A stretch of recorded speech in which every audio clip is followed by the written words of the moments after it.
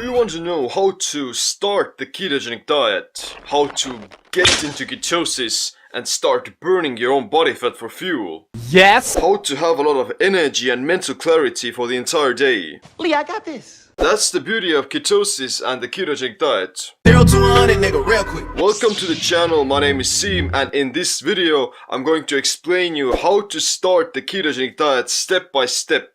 It's a complete beginner's guide. You ain't gonna see it coming. If you want to know how to optimize and improve your body and mind, then make sure you subscribe because my videos cover exactly those topics. But now let's start with some of the basics of your metabolism. You ain't gonna see it coming, come on.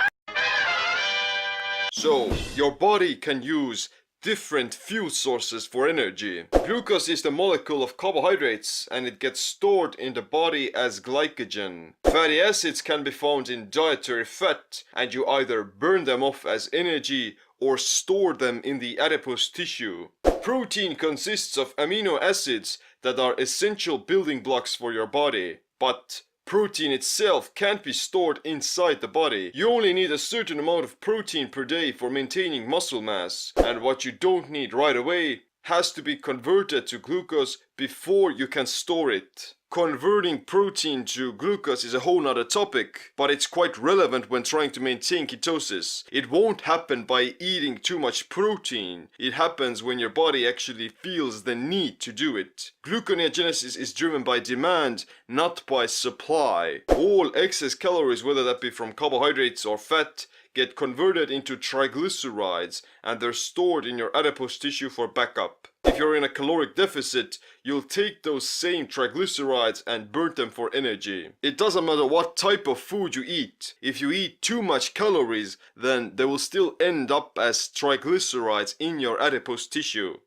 48% body fat. By default, your body is using glucose for fuel because it's quick to absorb and easy to store as fat. When you're in a fasted state or when you reduce your carbohydrate intake, then you will eventually deplete your liver glycogen. The liver will then start producing ketone bodies from stored triglycerides. Those same stored triglycerides in your body fat, which leads us to ketosis. In a nutshell, ketosis is a metabolic state in which your body has shifted from using glucose as its primary fuel source into supplying its energy demands with ketone bodies. You can induce ketosis by fasting for either 3 days or restricting your carbohydrate intake for a few weeks. Ketogenesis involves the creation of ketone bodies such as acetoacetate that gets converted into acetone and beta-hydroxybutyrate. Help, I'm in a nutshell. That sounds like a very difficult process. Why would you even want to get into ketosis?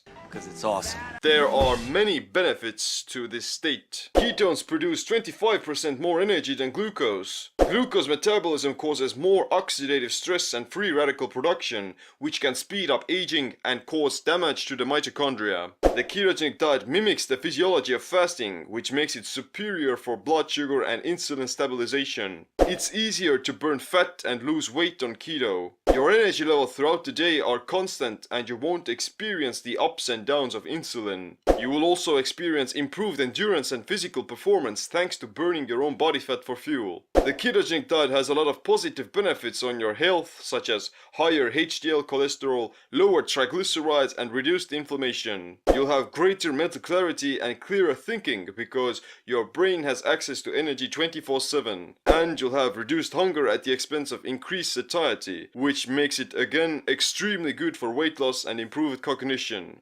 Die, calories, die! I myself have done the ketogenic diet for 3 years and I must say that it has drastically increased the quality of my life, starting from my physical performance, my cognition, my mood, my energy levels and my productivity. It's a lot easier to stay focused on something for longer periods of time without getting sidetracked or getting hungry. It's been great for building muscle and improving my physical performance at the gym as well. And of course, it's very easy to maintain a lean physique year-round. If you're at a caloric deficit on the ketogenic diet, then those missing calories will be taken straight from your body fat. On a non-ketogenic diet that doesn't restrict carbohydrates, you will experience slightly higher rates of muscle loss at a caloric deficit. The reason is that your body is still geared towards burning glucose, and when you run out of glucose inside the body, then you will start to convert your protein into glucose through gluconeogenesis. This is the point where gluconeogenesis is driven by demand, not supply. Your body needs some energy, and the next best thing after glucose is protein. First time in my life I'm Pissed off! But this doesn't happen on a keto diet because your body is using fat as its primary fuel source. Wow, sounds amazing, right? But it might be too complicated for some people. Don't worry, it's not actually that hard. The foods eaten on a ketogenic diet may seem somewhat restrictive, but actually that positive restriction gives you a lot more freedom. They may take our lives, they'll never take our freedom! You eat only low-carb foods, green leafy vegetables, some meats, eggs, fish, chicken, a little bit of dairy, some nuts, and a lot of healthy fats like olive oil, butter, coconut oil, avocados, and seeds. You don't want to eat high-carb foods, grains, sugar, legumes, fruit, starchy tubers, potatoes, trans fats, vegetable oils, and processed meats. There are also some miscellaneous foods like bone broth, pickles, fermented foods, sauerkraut, and mustard. But you can't expect to get into ketosis by just eating those foods. You also have to eat them in the right amounts. What makes a diet ketogenic isn't the foods that you eat, but the low amount of carbohydrates and the other macronutrients. The standard ketogenic diet macros are said to be around 5 to 10% carbohydrates, or 30 to 50 grams net, 15 to 30% protein, which is about 0.6 to 1.0 grams per pound of lean body mass, and the rest of your calories, about 60 to 80%, should come from fat. You have to understand that these are just numbers. Your body doesn't have its own keto calculator. The liver just starts calculating how many grams of protein or fat you ate. The lower your carb intake, the faster you will start producing ketones. The more physically active you are, the more insulin sensitive you are. How many calories and macros you should eat depend a lot on your individual condition, but these percentages are simply some good guidelines. Someday you might need some more carbohydrates, while at others you need more fat. It's a constant process of adaptation. Keep looking shocked and move slowly towards the cake. So how do you know if you've made it to the promised land? And I've seen That you got into ketosis. the promised land. To know if you're in ketosis, you can measure your blood ketones using blood ketone meters. Nutritional ketosis begins when your blood ketones are above 0.5 millimoles. The optimal zone is said to be around 0.5 to 3.0 millimoles. Above 3.0 millimoles indicates starvation ketosis and means you might be in a caloric deficit. It's not dangerous, but it may have some negative side effects. Ketoacidosis occurs at 8 or above millimoles, which causes dangerous blood acidity. It won't occur on a ketogenic diet, but with severe alcohol poisoning or on people with type 1 diabetes. There are also some symptoms of ketosis. You get a dry mouth and you may become more thirsty. You will experience water weight loss and increased urination, lack of appetite and reduced hunger, increased energy and focus, and of course the keto breath. It's this metallic and fruity taste in your mouth.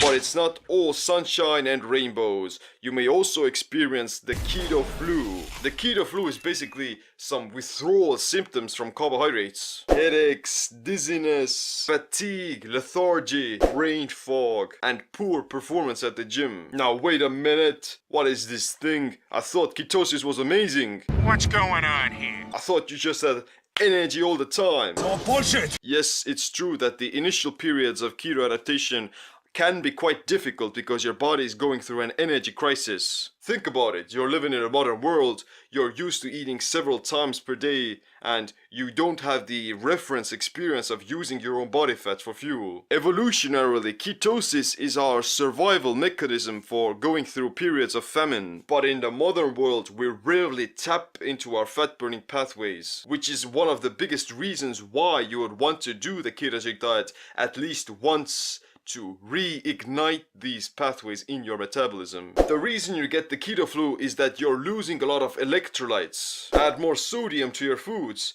Drink bone broth, bouillon cubes or pickle juices. Take some supplements for magnesium, potassium and vitamin D. Reduce your overall stress levels. Get more sleep. And during the adaptation phase, train less intensely and focus on building up your fat burning engine. All of it. Usually it takes about 2 to 3 weeks to become adequately keto adapted, to really notice some of the differences. But it still depends on how your body individually reacts to carbohydrates. For me, it took about a week to notice that my body started to use fat more efficiently. Some people might feel amazing from the get-go, you lucky bastards. For others, it may take up to several months. If you're coming off a high-carb diet, then it's inevitably going to take a longer time to adapt than for someone who has been eating a paleo-type diet for a while now. What about some of the common mistakes? Eating too many carbs. They either have some hidden sugars in their food lurking around, or they just simply eat too many carbohydrates. Low levels of insulin and blood sugar are the key to a ketogenic diet. Not enough fats. You need a substitute for glucose to give your body some energy. Not enough micronutrients. Magnesium, potassium, calcium, vitamin D3 or omega-3s,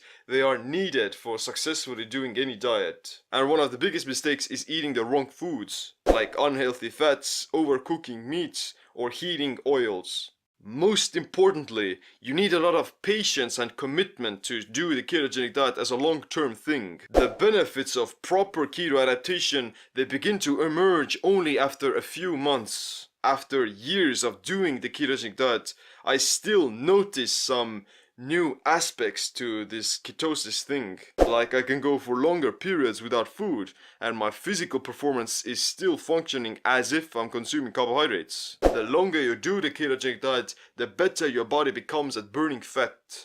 That's why I highly encourage you to try it out at least once. And not only so that you could see how having constantly high levels of energy feels like, but to also engrave these fat burning pathways into your metabolism. 0 to 100, nigga, real quick. But if you want to get the step-by-step guide to starting the ketogenic diet, then I highly recommend you my Simple Keto video course. I'll leave a discount code in the description. But other than that, click the like, subscribe, notification bell as well like always. My name is Siim. Stay ketonic, stay empowered. Real quick. Whole squad on the real shit. 0 to 100, nigga, real quick. Real quick. Real fucking quick, nigga.